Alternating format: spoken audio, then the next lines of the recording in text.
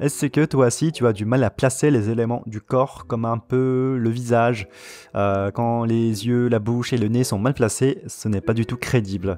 Et sur le corps, surtout celui d'une femme, c'est pareil. Et l'erreur la plus flagrante, c'est les seins.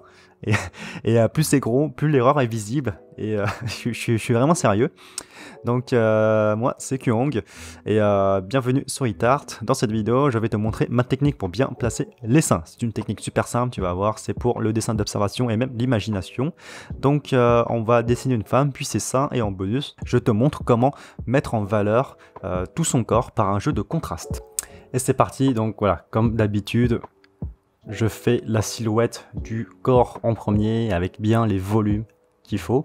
J'en ai parlé beaucoup de ça, donc je reviens pas dessus. Donc si toi tu sais pas ce que je fais là, n'hésite pas à voir les vidéos précédentes.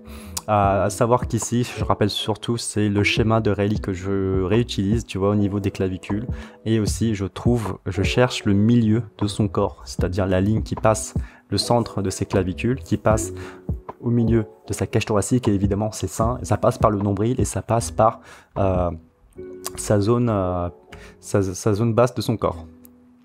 Et évidemment, c'est le milieu de tout son corps. Ça permet de bien axer le corps tout en entier et ça t'évite aussi les erreurs parce que tu auras une courbe pour te repérer. C'est extrêmement important.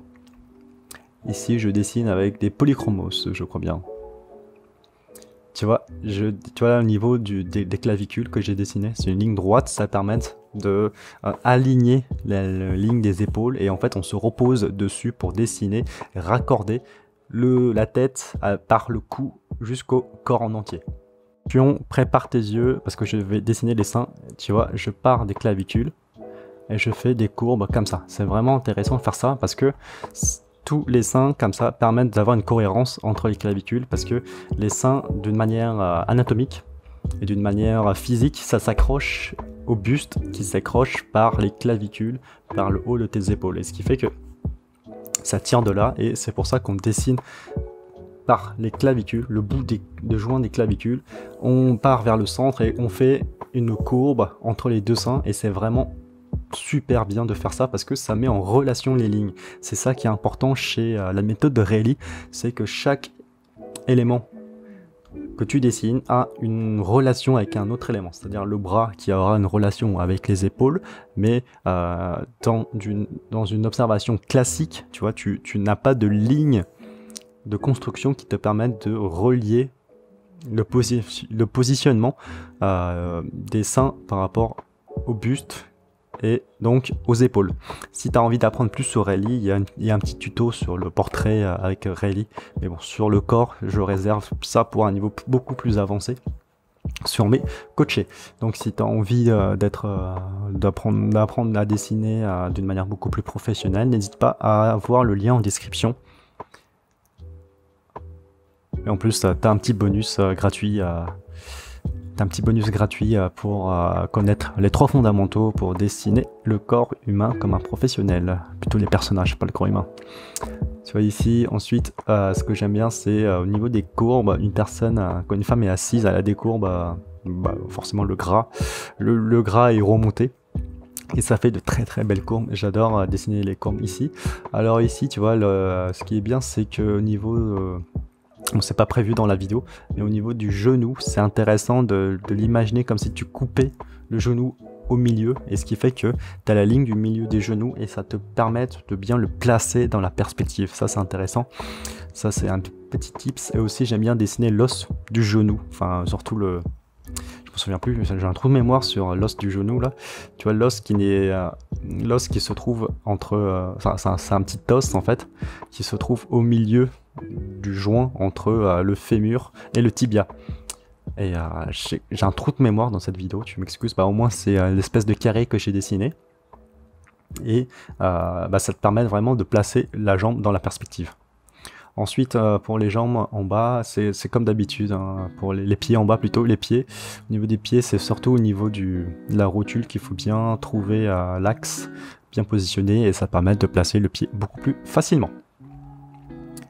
Ensuite ici les mains, c'est un petit peu complexe parce que je dessine assez petit, donc quand on dessine petit c'est dur de dessiner les mains, donc faut à la fois suggérer et dessiner peu.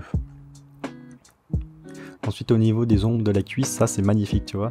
Ça c'est le style de Jeff. Pourquoi je dis John? Parce qu'il est américain, donc tous les Américains s'appellent Jones ou John. Bon, il s'appelle Watts, tous les Américains s'appellent Watts. Il s'appelle Watts, Jeff Watts. Bon, pratiquement tous les Américains s'appellent Jeff aussi. Et, donc Jeff Watts, il a un style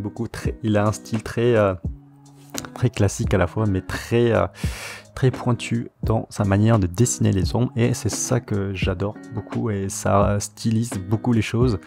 Et c'est pour ça aussi que j'ombre pas, c'est pour rester dans la stylisation des ombres, justement. Si tu ombres, forcément c'est beaucoup plus chiant à effacer et à redesigner. Ensuite, on dessine le visage. D'ailleurs, Jeff Watts, il est spécialisé en portrait, c'est pour ça que j'aime bien.